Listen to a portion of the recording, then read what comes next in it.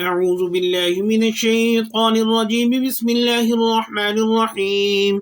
إن في خلق السماوات والأرض واختلاف الليل والنهار والفلك التي تجري في البحر بما ينفع الناس وما أنزل الله من السماء من ماء فأحيا به الأرض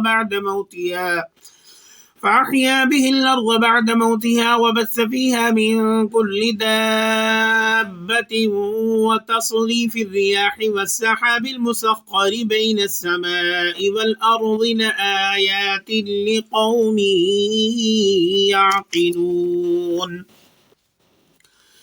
ومن الناس من يتخذ من دون الله أندادا يحبونهم كحب الله والذين آمنوا وشد حبا لله ولو يرى الذين ظلموا إذ يرون العذاب أن القوة لله جميعا وأن الله شديد العذاب إذ تبرأ الذين اتبعوا من الذين اتبعوا ورأوا العذاب فتقطعت بهم الأسباب.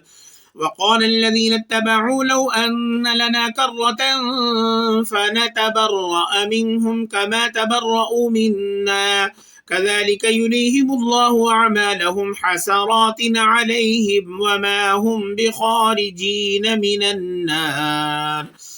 يا أيها الناس كلوا مما في الأرض حلالا طيبا ولا تتبعوا خطوات الشيطان إنه لكم عدو مبين. إنما يأمركم بالسوء والفحشاء وأن تقولوا على الله ما لا تعلمون.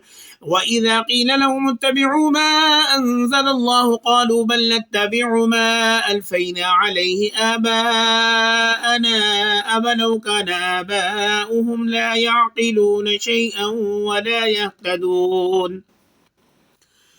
ومثل الذين كفروا كمثل الذي ينعق بما لا يسمع إلا دعاء ونداء صم بكم عمي فهم لا يعقلون. يا أيها الذين آمنوا كلوا من طيبات ما رزقناكم واشكروا لله إن كنتم إياه تعبدون. إنما حرم عليكم الميتة والدم ولحم الخنزير وما أهل به لغير الله فمن اضطر غير باغ ولا عاد فلا إثم عليه إن الله غفور رحيم. إن الذين يكتمون ما أنزل الله من الكتاب ويشترون به ثمنا قليلا أولئك ما يأكلون في بطونهم إلا النار ولا يكلمهم الله يوم القيامة ولا يزكيهم ولهم عذاب أليم. أولئك الذين اشتروا الضلالة بالهدى والعذاب بالمغفرة فما أصبرهم على النار ذلك بأن الله نزل الكتاب بالحق وإن الذين اختلفوا في الكتاب لفي شقاق بعيد.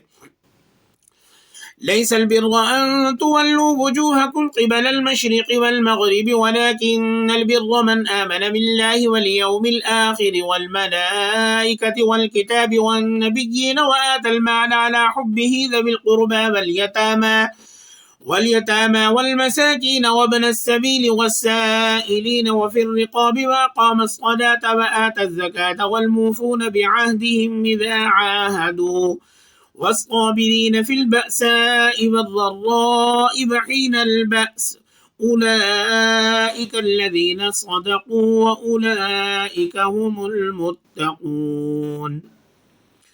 يا أيها الذين آمنوا كتب عليكم القصاص في القتلى الحر بالحر والعبد بالعبد والأنثى بالأنثى فمن عفي له من أخيه شيء فاتباع بالمعروف وعداء إليه بإحسان ذلك تخفيف من ربكم ورحمة فمن اعتدى بعد ذلك فله عذاب أليم. ولكم في القصاص حياة يا أولي الألباب لعلكم تتقون. كتب عليكم إذا حضر أحدكم الموت إن ترك خيرا الوصية للوالدين والأقربين بالمعروف حقا على المتقين. فمن بدله بعدما سمعه فإنما إثمه على الذين يبدلونه إن الله سميع عليم.